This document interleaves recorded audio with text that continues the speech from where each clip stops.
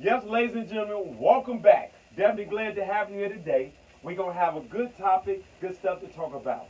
We're going to be locking down today the 5 easy steps to buying real estate or buying a home. So definitely get ready for this. So make sure you get your pen and papers because the people that take note makers are money makers, okay? So you want to make sure you do that. All right, now, before we get started, before I forget, make for sure wherever the subscription button at the top, at the bottom, to the left or the right, make sure you definitely subscribe so you can get some of the updated videos and the lessons that we give out, of course, for free here on the channel. Now, a lot of times people want to buy their starter home, buy their first home, buy their dream home, or buy their investment home, or buy an investment piece of property. And a lot of times, depending on who you talk to, they make it very, very complicated, make it simple. Again, if you don't know who I am, my name is Fahim Muhammad, your freedom coach. The reason why they call me the freedom coach because my job is to take things complicated and make it simple. So I'm going to make this process real simple for you. In addition to that, real quick, just some of my pedigree. I'm a chartered senior financial planner, licensed in multiple fields of financial services such as real estate, such as mortgages, insurance, investment, specialist in credit and estate planning. Pretty much anything we do with money, Freedom Coach got you. So guess what? Let's get started. Now, since we talking about now buying your first dream home or your starter home, let's talk about just some basic things. It's 5 major things that we're going to talk about. Now, the number one thing here on my board has got a lot of financial stuff. Is I want y'all to write down this. Probably, I know y'all think, oh, I heard this before. I got to have good credit. I don't know about good credit, but you got to have some credit, okay, in order to get it. But let me tell you what's more important to credit when you buying property. Credit, no question, is in the top. It's like water and oxygen. Kind of depends on which one you need at that particular time, right? But they're both important.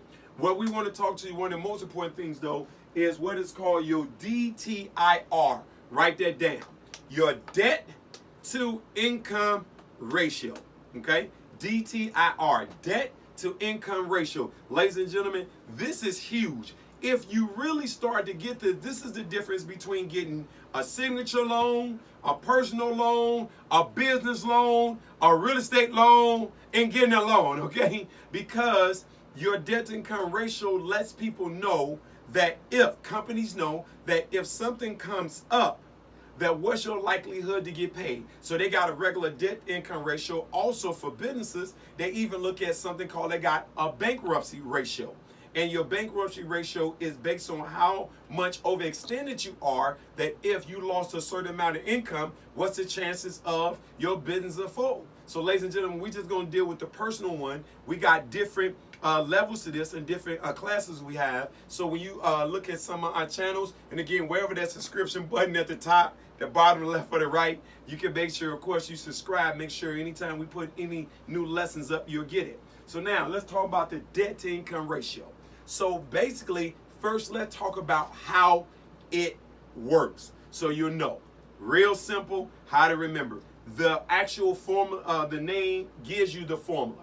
Take your debt, divide it by your income, will give you the ratio. I repeat, take your consumer debt, not your household debt. I'll give clarification in a second. Take your debt, consumer debt, divided by your income, your monthly income, okay? We'll talk about which one, net or gross, and then that gives you the ratio, okay? Now, we're going to talk about in a few. You also have something that's called a front-end ratio and a back-end ratio. What's probably the most important is, of course, the back-end, but we'll get into that. So now let's talk about, talking about the ratio, okay? The debt-to-income ratio. The debt to income ratio is the number one thing. So what is the debt? You have what is called consumer debt. You have what is called household debt. And then we show people in our advanced workshop, you have something that's called good debt and bad debt.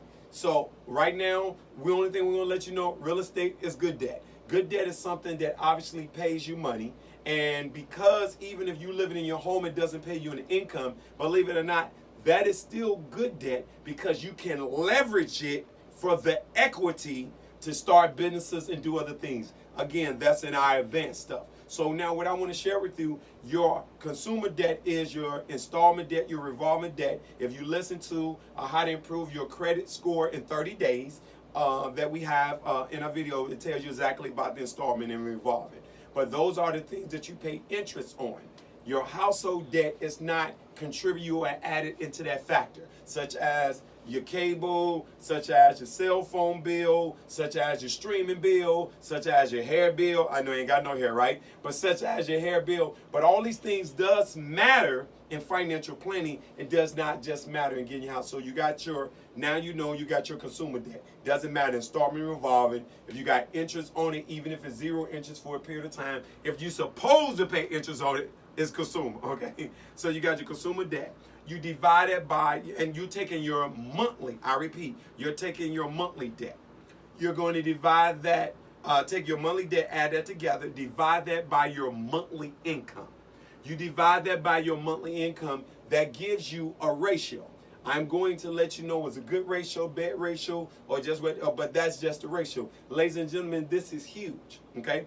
Now, what I want to share with you, the reason why, repeat after me, be a professional, hire a professional like me, and get professional results. Because what happens is that when you sit down with a licensed, experienced, qualified financial mortgage executive, loan officer, or financial professional, where they can also let you know certain things, and we can show you how to take it out of your debt ratio. Okay, so some things will have to stay in, some things you got to add in that you may not think about. And that's why you want to sit down with a professional, because some people don't know that which things that you co-sign on can be added in and taken out. What loans can be added in and taken out. So again, repeat after me, you want to be a professional, hire a professional like me, and get professional results. But this is I'm giving you the general principle so you can understand just some basic stuff, okay, regarding that. And then now, for your income, you're using your monthly income. But let's be real crystal so you don't be off. And this is obviously the money that you report to the government. Hopefully you're reporting everything, right? But I'm Bennett, and I ain't in it, right? All right. So, but if you cannot prove that income, self-employed income for 3 years, wage earner, which means you working a job, you're getting a W-4 versus a W-9. If you're unable to do that for 2 years, and sometimes they'll give you a pass maybe at 24 months, but if you can do it almost 2 years, you can't use that particular income. Just how it works. Not my rule. That is the federal, that's the lender rule, so it's not my rule. So you want to make sure when you put in income, if you've been working one job 5 years and another job for 8 months, and it looked like you're going to work this 8 months for the next 5 years, you still can't add that in income because it hasn't been at least 2 years, okay? This is huge. Ladies and gentlemen, if you get this debt to income ratio thing done, all right, it's a done deal. Now, we want to talk about what is, of course, some good ratios.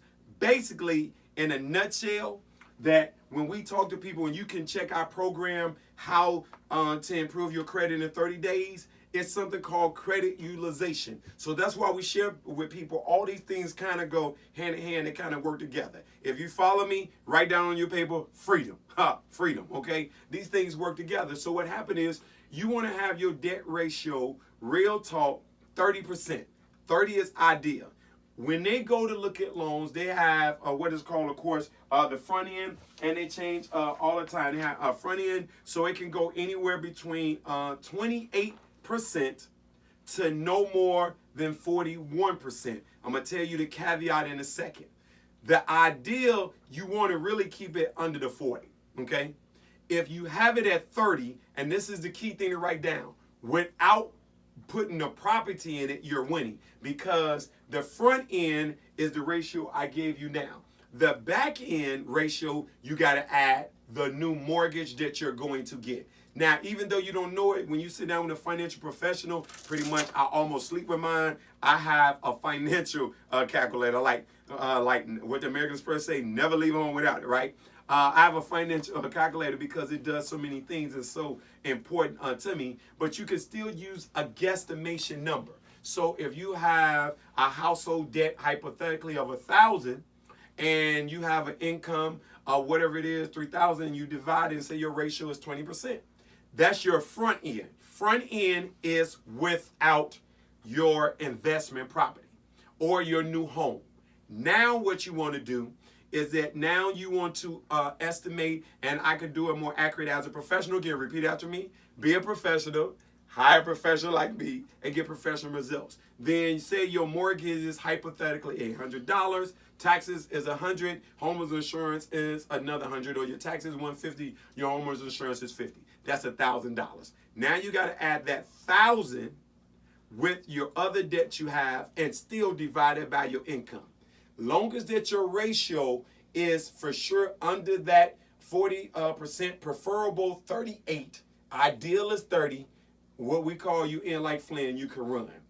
This is the first thing that you have to know. Now, you don't have to, again, know all this in fine detail because, again, you're going to get with a financial professional that's going to go over this information.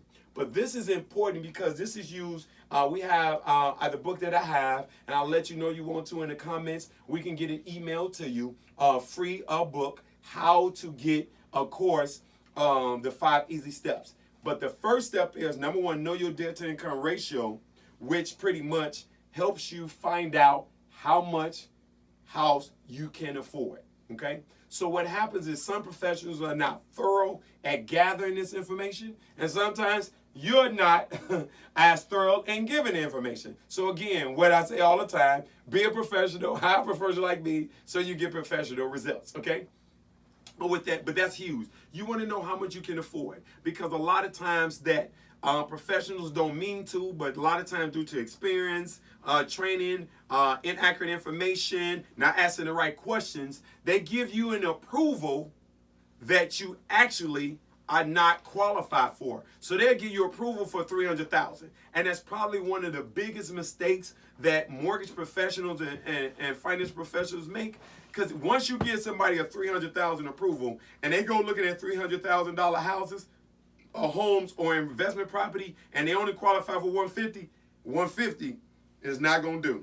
Because it is a difference between $250,000 plus house and $150,000 house. It's a big difference. So now you done stirred up, or somebody done stirred up in you a whole set of emotions. So you want to make for sure that you sit down with someone. Again, repeat after me. Be a professional, hire a professional like me, and get professional results. So they want to make sure you do. So that's number one, is that you want to get pre-qualified. Now, see how much house that you can afford. That's pre-qualification. Now, the other thing, which is nothing but just information, okay? Also, too, what you want to do, and that's a suggestion, 5 of these steps of buying a house, you want to go to some home counseling, a home buyer workshop, okay? The reason why that you want to do that, because it's some small other nuances that go into it that this is not the particular video training that we having for that. And so it's just some small nuances about homeowners inspections and then appraisal and all those kind of things. And some other nuances regarding that. And so by you going to a home counseling or home buyer workshop, we do one on an average at least once a month that you are able to get that. You want to make sure you do that. Also, too, what's huge, sometimes if you go to a home counseling program, you can also find out some other information about some monies as well. So that's number one. So number one, find out exactly how much money you can afford, or how much you can actually get to buy a house, so you're not, what that saying is, you got champagne taste with beer money. I don't drink at all, but you know, that's the saying that people say, right? All right, so we got that. So that's number one. All right, number two, which is huge, that you want to get pre-approval. So we at pre-qualification. Now we're going to step 2, pre-approval. So pre-qualification is nothing but taking your income, your debt, information, and giving you back based on what you information you gave. Now, you can get a letter off of that, but it's not as strong as pre-approval. I want y'all to repeat after me. Say documentation beats conversation. I repeat, documentation beats conversation. If it's not in black and white, say that. That's right. If it's not in black and white, it didn't happen. It's what? If it's not in black and white, it did not happen. So, ladies and gentlemen, that now the second part to getting pre-approval, which is probably, that's where it's all at, is, ladies and gentlemen, we say documentation, but also it's about organization. A lot of people not getting property because they just don't have no organization. Like for real. I had a client last night. I was delivering their investment retirement policy and writing policy on their children. And so, of course, it came down to now it's time to get documentation. It's the organization. People don't know where this is at, where this is at, this is at. Ladies and gentlemen, that's another workshop that we give. What records you should get, how long you should keep them, why you should have them, etc. That's a whole nother one. So you want to make for sure that you definitely check out how to improve your credit score in 30 days because it goes with this. So the second thing is we call it real simple. Write this down, ladies and gentlemen. 2, 2, 2, and 2. This is the basics, okay? At the home buyer workshop, you came to our home buyer program, or you sit down, as I say, you're a professional, hire a professional, get professional results. You'll find out some other small nuances. But these are the standard basics, period, when it comes to getting a personal loan, business loan, or a real estate loan. You're not getting out of this basic documentation. Is it some program depending on what you're asking for? If they want you to do what is called stated, yes, but we're talking about the norm. Because if you live by the exception, you die by the exception. So 2, 2, 2, and 2. You need to gather your last 2 check stubs, okay? Your last 2 months bank statements, your last 2-year tax returns, and your last 2-year W-2s. And I know some people say, oh, I turn my tax return, why I can do my W-2s? Sometimes, number one, the W-2s are not always in the tax returns, even though you had to use your W-2 to do your taxes. So that's the main reason. And then people say, well, if I get a W-2, why do they need my taxes? Because they need to see what things are being written off or not. Because sometimes some income that's taken out for whatever expense or deduction can be added back in for income. This is why documentation beats what? Conversation. You want to turn everything in. For now, my self-employed people is one little caveat. Instead of it being your last 2 years tax returns, it's 3 because the business owner, they need to do an average and you would turn in your profit and loss statement. This is the standard. Ladies and gentlemen, this information is turned in along with the application being submitted. Now we done went from information to documentation to now to presentation. Now we can present to you what, quote, the underwriter, the lender said that based on what you turned in and the math that we done, how exactly what you can get and the time frame.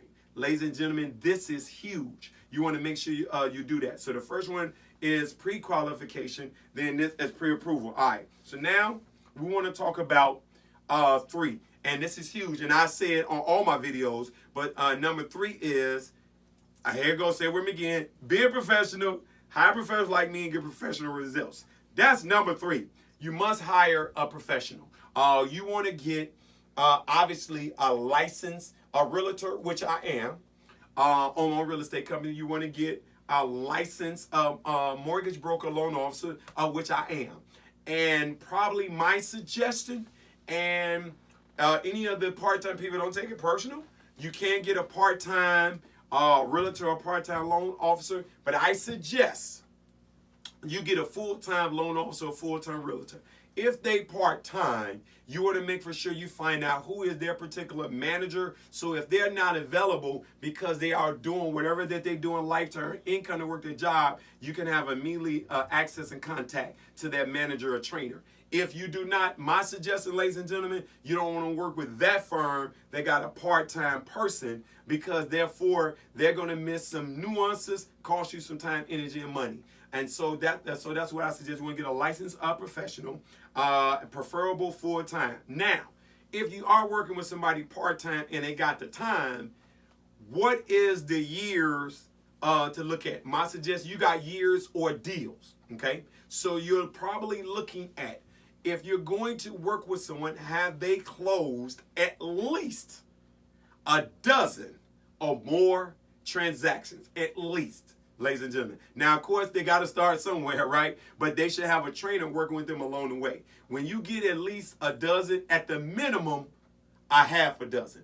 Because Experience is the best teacher, ladies and gentlemen. Experience is the best teacher. And so that's what you want to make sure that you do. So you want to interview other people. You want to know that people have the time, the effort, the energy, and the expertise. Again, be a professional, hire a professional like me, and get professional results. That's number 3 with that. All right. Now, number 4 is that you have to have a criteria that you set. Because, ladies and gentlemen, it's like seriously putting a child in a candy factory. You can walk around and look at homes for 6 or 7 months. Ladies and gentlemen, you don't have to look at 50 to 100 homes and definitely not physically.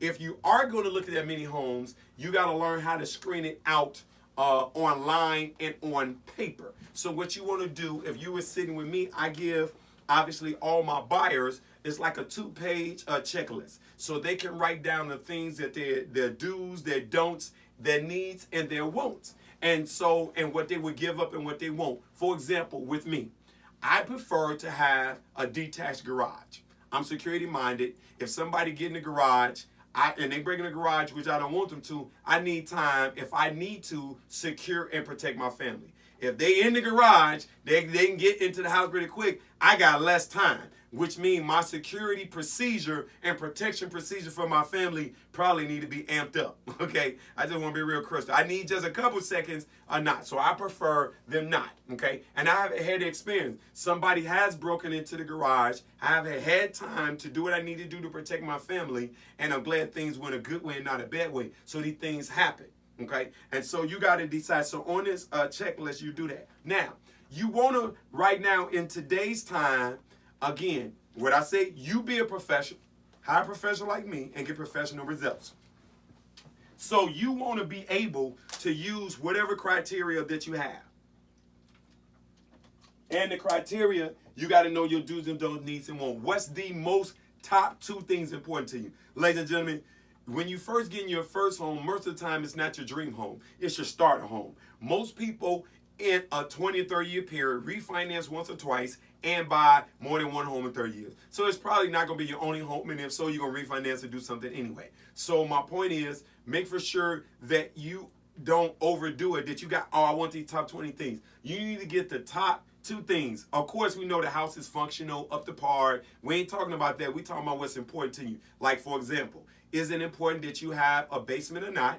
Is it important that you have a family room or not? Is it important that you have an upstairs and a downstairs? That was important to me because if I want to be in my house and be a little loose and have no clothes on, right? If I wanted to do that, I could do that and everybody in the house can still have fun. Some people, that's not as important. It's okay. So you got to determine. Some people want a big bedroom. Some people don't care about the bedroom. Some people want bath and a half. Some people want whatever it is. And again, you got to make for sure that it's within your particular budget. By you having these things in writing beforehand, you can go online and do some basic shopping to help yourself save time and to help the agent. Now, ladies and gentlemen, let me share. This is a real cute thing. This is, again, say it after me, be a professional, hire a professional like me, and get professional results. Ladies and gentlemen, once you have these things that you're talking about, you can go on these websites. Do some due diligence yourself. As they say, as my father used to say, do some homework,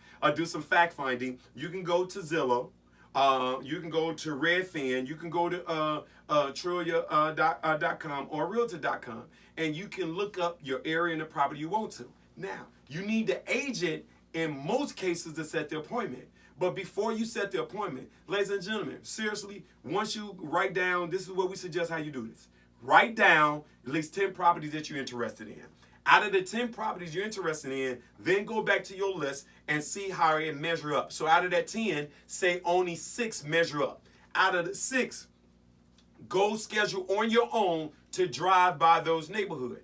That's going to let you know if you like the school, the shopping area, you like the community. That's going to say out of those 6 that you drive by, you only like 3.